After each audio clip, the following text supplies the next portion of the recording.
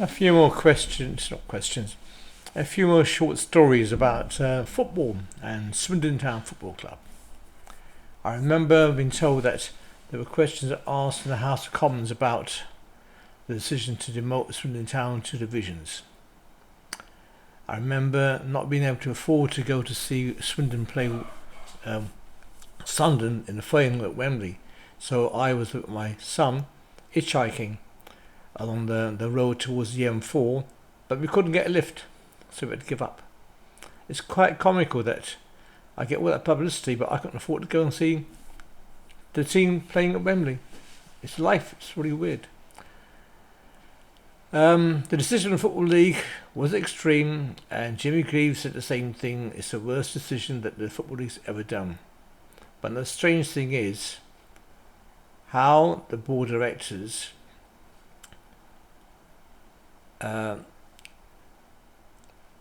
were found guilty of paying the players without paying tax and national insurance. I wasn't aware about any of this at all, ever.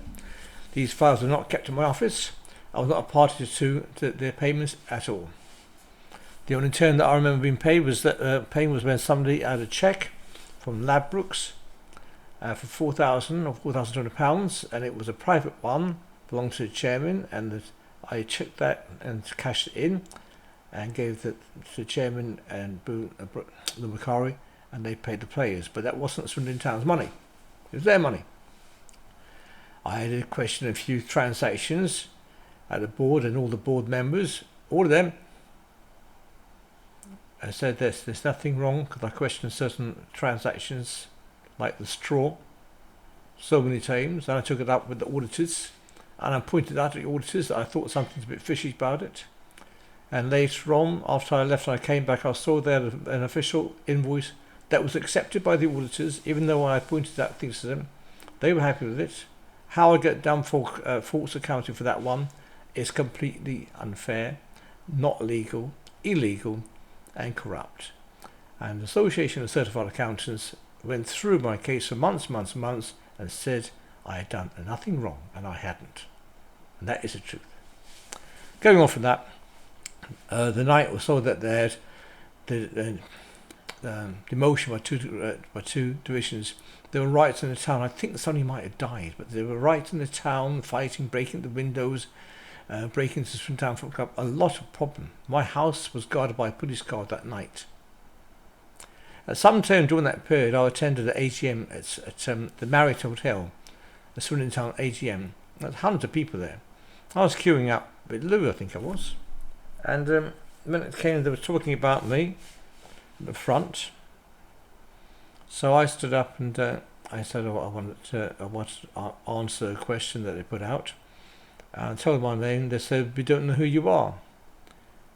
It's so ridiculously stupid. What a stupid thing to say. So somebody in the audience said, you know who Vince Farrer is. Of course they know that. It's just so childish. My barrister came to me in Winchester and said that I've won. That the legal system in England have done something I think illegal.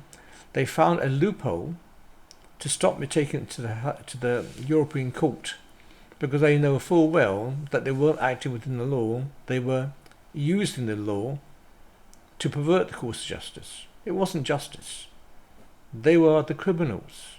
The legal people are the criminals. I've seen that with judges not knowing what they're doing and being manipulated by cleverer people. Well, it's not that hard.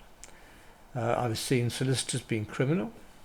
I've seen people in position of power that have been criminal. People don't understand what justice is. It's not a case of winning a case. It's what's right, not who can win, who's the most powerful, who can lie the best, who can falsify evidence. It's about what's right. So the point of law that I won a point of law, but it meant I couldn't take it to the European Court. The Court of Appeal, that was a circus. I remember having a 1 week trial at Chippenham Magistrates Court. It was a town hall. They opened it up specifically for this 1 week trial. and I and the Macari couldn't get out of the place because they were pressed at the front and pressed at the back. So the little side door and a police car came on the side. We jumped in the police car and they took us away. My solicitor said to me that Granada TV phoned them up and said that they want to make a 6-part TV series about me. That seems interesting. I would go along with that one. Sounds very good. And yes, a funny one. Oh, we also had a letter from the FA. Graham Kelly, the chief executive, saying that there's going to be investigations after the revenue into the matter. Never did. Look what happened to him. It's a can of worms.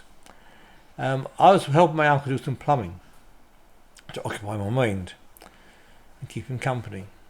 And one day walking down Manchester Road, I once lived there when I was 30 years old, and we were wearing my dungarees, my boiler suit, and carrying my tools, and a big billboard, I don't mean a small one on the side of news, I mean a big billboard at the end of the road.